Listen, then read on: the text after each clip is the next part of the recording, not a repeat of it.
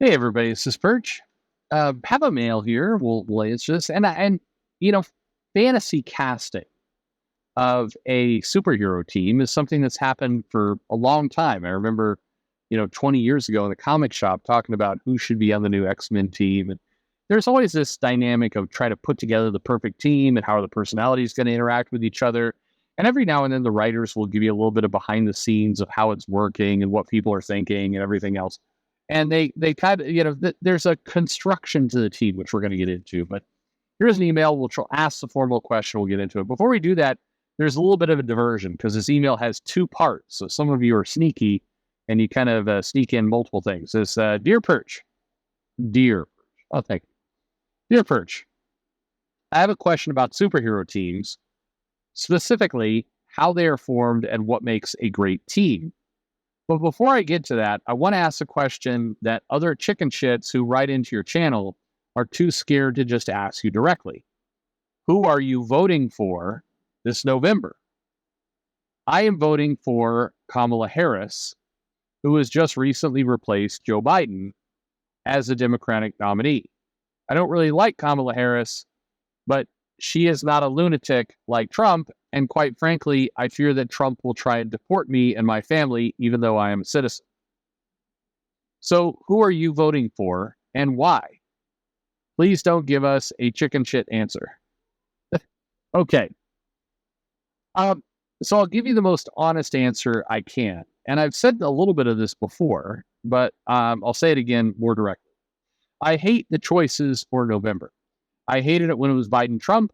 I hate it that it's Kamala Trump. I just this can't be.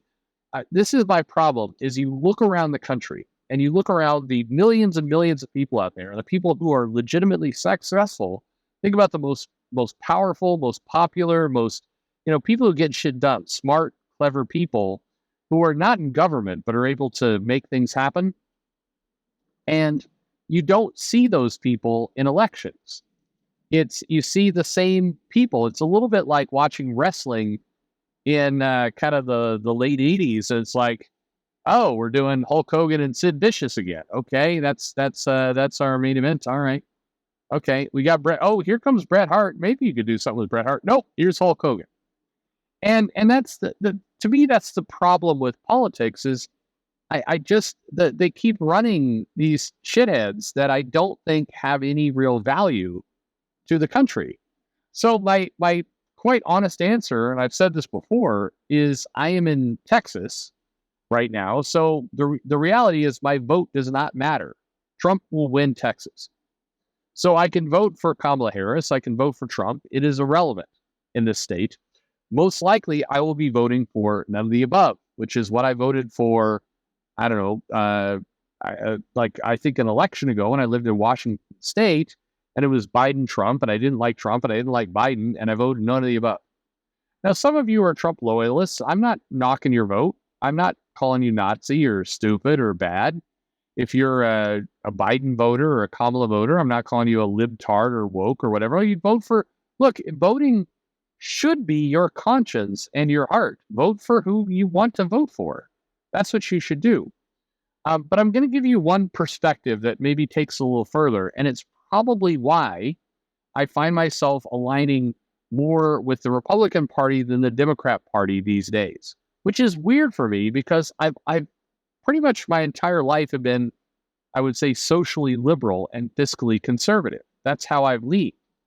But here is the problem, and I'm going to lay it out for you this way. I've been blessed to make a lot of money in my career, and I've gotten lucky in a few things, and I've sold some things, and I've had some patents, and I've sold those, and I've been lucky. So I've amassed a decent amount of wealth. And right now, if you came to me and said, hey, we're the government, we're going to take half of your money, half. Like today, you're going to write us a giant check, and we're going to take half of your money, and we're going to, we're going to just take it. Here's the thing, and I'm speaking honestly from my heart, and I'm speaking only about me, not you. If they took my money and they invested it in some new technologies, and they invested in some,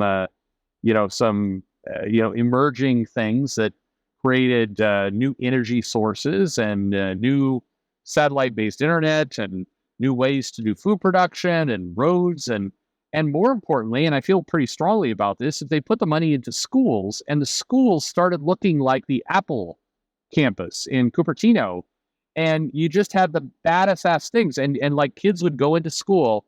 I dropped my kid off for school, and she's like, "Yeah, I got to go through the metal detector, and then I'm going to this shitty school with like these 1970s desks and everything else." If they were going in and the kids were being like psychoanalyzed and tested, and they were getting like a physical, and they're like prepping America to be the most badass country in the world with our students, if you took half my money and it was going to truly investing in this country and in excellence and in superiority and really building an amazing technological and societal change, I'd be up for it. I mean, I would hate to see all that money go away, but I would be like, yeah, I clearly see the greater good here. I would be like, all right, okay, signing on to that. The problem is the money that gets taken away from me increasingly does not go to those things. It goes to dumbass shit. And the schools look like ass.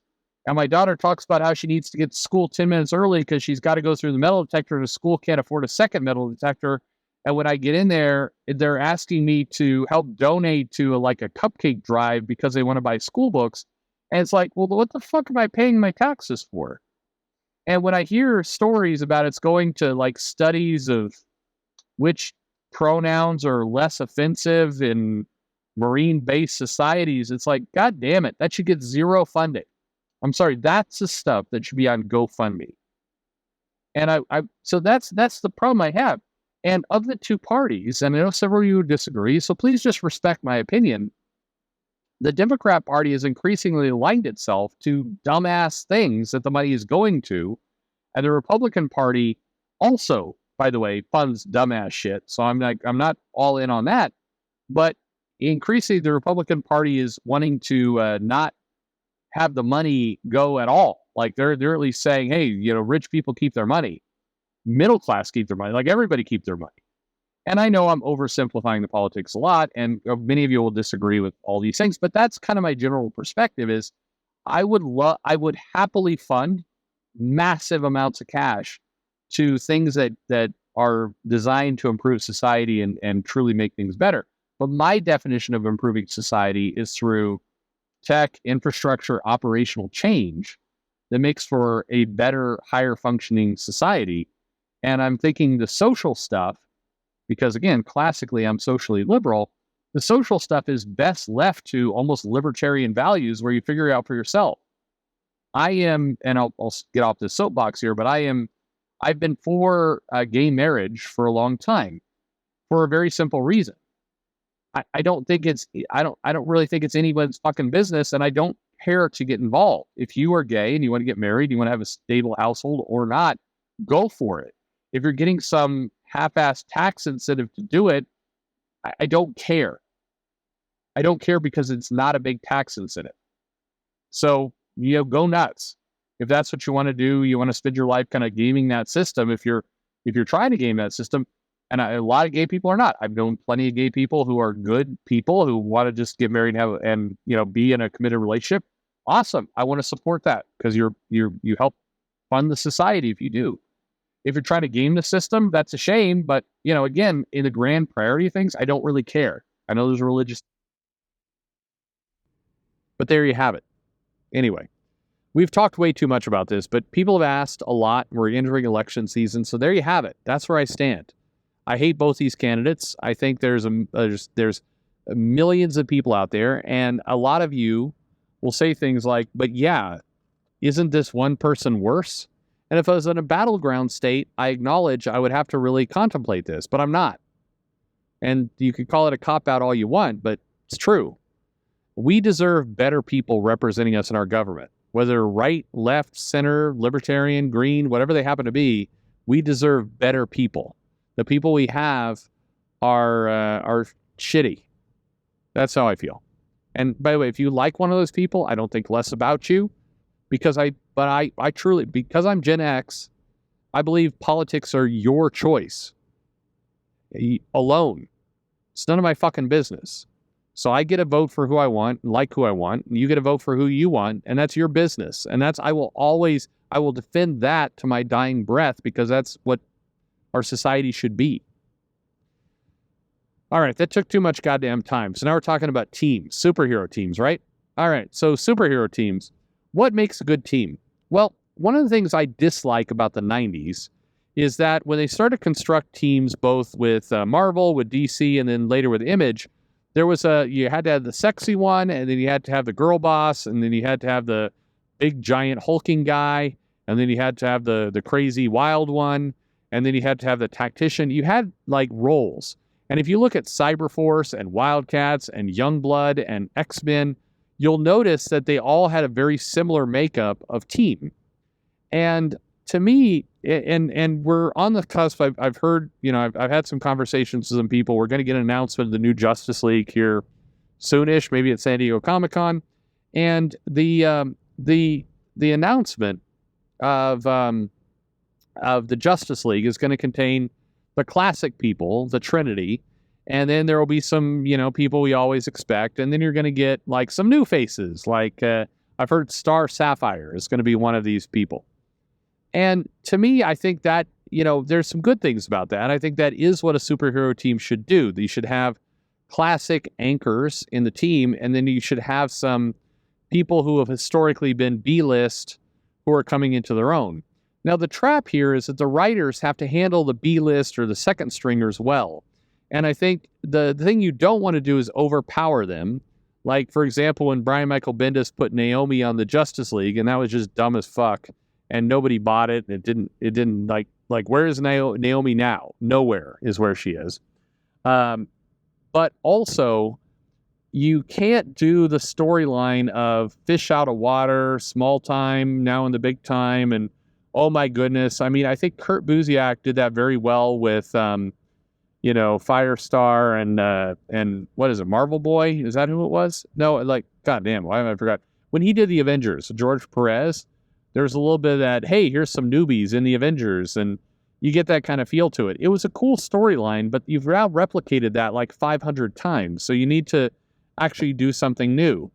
I think you've seen writers like Bendis with the Avengers, when he did Mighty Avengers, kind of go to pains and kind of how the construction of the team happens over 6 issues, because that's the kind of guy he is. But generally, what you want out of the superhero team is you want personality dynamics where the people play off each other, where you have a brawler and you have somebody who's more of a Superman type character, and their power sets actually complement each other and their personalities complement each other. That's what a team should be. And it's okay. I mean, if they do wind up putting Star Sapphire on the Justice League, I mean, that's cool. You can do that. But please, whatever you do, don't have it where Hal Jordan's like, I can't be on the Justice League. I'm going through a man thing. But here's somebody else that deserves a shot. She's better than I ever was. And she'll prove us as one of the greatest superheroes of all time. Don't do that shit. Just, if you're going to do it, be like, hey, we're the Justice League. We're defending the Earth. You have some powers. I mean, have Superman acknowledge it. Like, we're going to take you under our wing. We're going to mentor you, and we're going to help you be a real legend in this space. That's the way, like, to give us some new stories when you're introducing somebody new to the picture. And whatever you do, don't do things like, you got Superman, and you got Wonder Woman, and you got Green Lantern, and the Flash, and then you got Black Canary. It's like, well, Black Canary is the least powered of all of us, but let's make her the leader because she's just smart for some reason, because she screams loud, and as a result, she's got amazing intelligence. It's better than any. Like, don't do that. Just like give the key to a great superhero team is the dynamics of how they play off each other, the dynamics of how they play off the villains, and that it's credible that when they show up, it's a reasonable threat. So that's my answer. So, sorry, I didn't even read the second half of the mail. Basically, the second half said this. It's like, so what do you think makes up a good team? Because a lot of teams feel like the same. Tell us what you think an ideal team was made. See, I actually answered it before I read the rest of the mail. There you have it. Anyway, sorry for all the political talk, but a number of you asked. I know that will probably piss off several of you and irritate others. I've been called like, why don't you support Trump more? Why do you support Trump at all? I don't know. Fuck all this stuff. Everybody sucks. That's my take. Anyway, thanks for listening.